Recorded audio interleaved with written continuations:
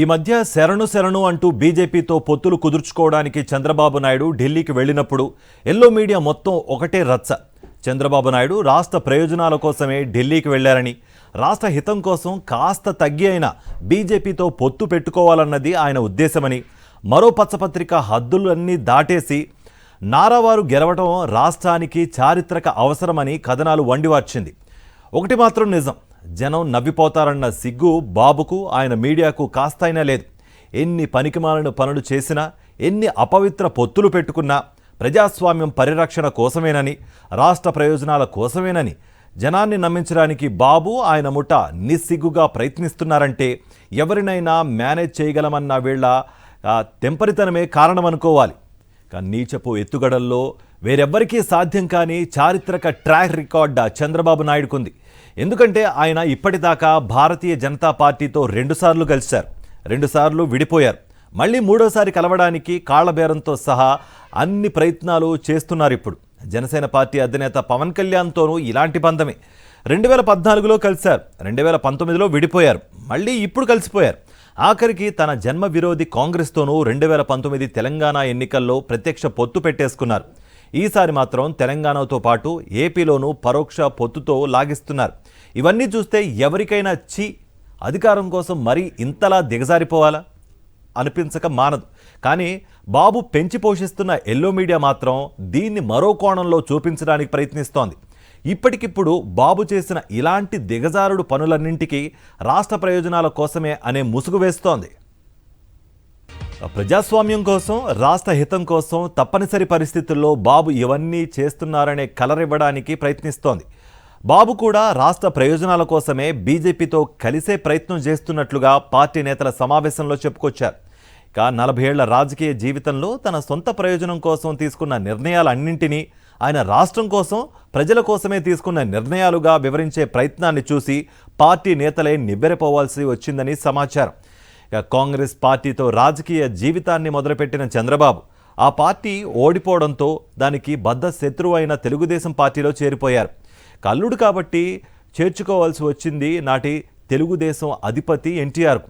ఆ తర్వాత ఎన్టీఆర్కు వెన్నుపోటు పొడిచి పార్టీని లాక్కుని ఇదంతా ప్రజాస్వామ్యాన్ని బతికించడానికే చేశానని నాటి తన ఎల్లో మీడియా సాయంతో చెప్పగలిగారు చంద్రబాబు.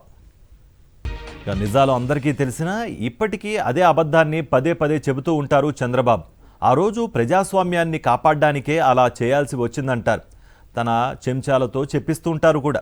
ఇక 1999లో బీజేపీకి ఉన్న పాజిటివ్ ఓట్ సాయంతో రాష్ట్రంలో గట్టెక్కవచ్చునని భావించి ఆ పార్టీతో పొత్తు పెట్టుకుని విజయం సాధించారు. బీజేపీతో అధికారాన్ని పంచుకుని కేంద్రంలో చక్రం తిప్పినట్లుగా మహా బిల్డప్ ఇచ్చి ఇప్పటికీ దాని గురించి చెప్పుకుంటూనే ఉంటారు. 2004 ఎన్నికలు వచ్చేసరికి పరిస్థితి మారిపోయింది. దేశవ్యాప్తంగా బీజేపీ వ్యతిరేక గాలి వీస్తోంది. అది తన మీద పడొచ్చనే భయంతో ఆ పార్టీతో తెగదెంపులు చేసుకుని బయటకు వచ్చేశారు. దాన్ని సమర్థించుకునే ప్రయత్నంలో బీజేపీ మతతత్వ పార్టీ అని, ప్రజాస్వామ్యానికి, లౌకికతత్వానికి ప్రమాదకరమని ఆరోపణలు గుప్పించారు.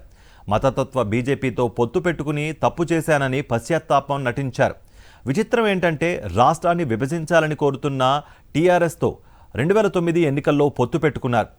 టీఆర్ఎస్ వామపక్షాలతో కలిసి మహాకూటమిగా ఏర్పడి అప్పట్లో దానికి కూడా రాష్ట్ర ప్రయోజనాలనే ముసుగు వేసిన ప్రజలు తిప్పికొట్టారు. ఇక 2014 ఎన్నికల్లో మోడీ హవా కొనసాగుతూ ఉండడంతో మళ్ళీ బీజేపీ పంచన చేరి రాష్ట్ర ప్రయోజనాల కోసం తప్పట్లేదంటూ సమర్థించుకున్నారు.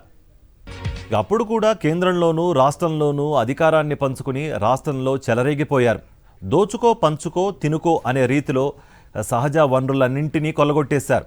రాష్ట్రానికి ప్రత్యేక హోదా ఇవ్వాలని తన అధికార భాగస్వామిని అడగకుండా హోదా ఏమీ సంజీవిని కాదు కదా అంటూ హోదా వస్తే అన్ని సమస్యలు పోతాయా అని ఎదురు ప్రశ్నించారు. కేంద్రంతో లాలూచీ పడి ప్రత్యేక ప్యాకేజీ ఇస్తే చాలన్నారు.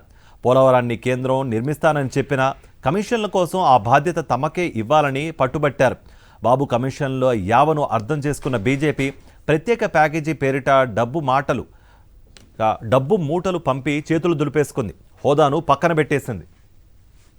2019 ఎన్నికల్లో బీజేపీ ఓడిపోయి కేంద్రంలో కాంగ్రెస్ గెలుస్తుందనే అంచనాతో చంద్రబాబు చెలరేగిపోయారు. ఎన్డీఏ నుంచి బయటకు వచ్చి కాంగ్రెస్తో జతకట్టారు. తనకు భార్య, కొడుకు, మనవడు ఉన్నారని, మోదీకి ఎవరున్నారని, అసలు మోదీ ఎవరని ప్రశ్నిస్తూ వ్యక్తిగతంగా నాటి ప్రధానిని దూషించారు. తిరుపతికి వచ్చిన అమిత్ షాపై తన మనుషులతో రాళ్లు వేయించారు.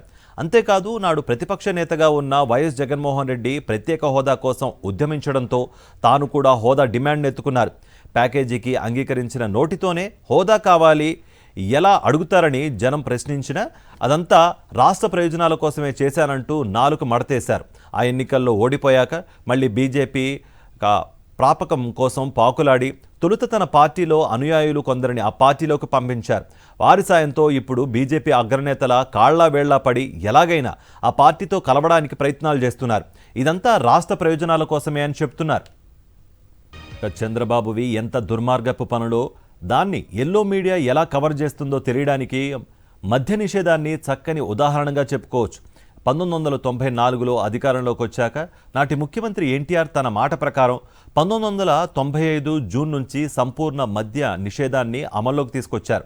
కానీ ఆయన్ను వెనుపోటు పొడిచి 1996లో అధికారాన్ని చేపట్టిన చంద్రబాబు నిండా ఏడాది కూడా గడవక ముందే నిషేధాన్ని ఎత్తివేశారు. పక్క రాష్ట్రాల నుంచి మద్యం విచ్చలవిడిగా వస్తోందంటూ దానివల్ల రాష్ట్ర ప్రయోజనాలు దెబ్బతింటున్నాయని, రాష్ట్ర హితం కోసం నిషేధాన్ని ఎత్తివేయక తప్పడం లేదని చెప్పి మళ్లీ మద్యాన్ని తెచ్చారు. పక్క రాష్ట్రాల నుంచి మద్యం వస్తుంటే అడ్డుకోవాలి కానీ నిషేధాన్ని ఎత్తివేయడం ఏంటని వేసిన ప్రశ్నలకు ఇప్పటికీ జవాబులు లేవు. రాష్ట్ర ప్రయోజనాల కోసమే ఆయన జవాబులు ఇవ్వలేమని పలువురు సెటైర్లు కూడా వేస్తున్నారు.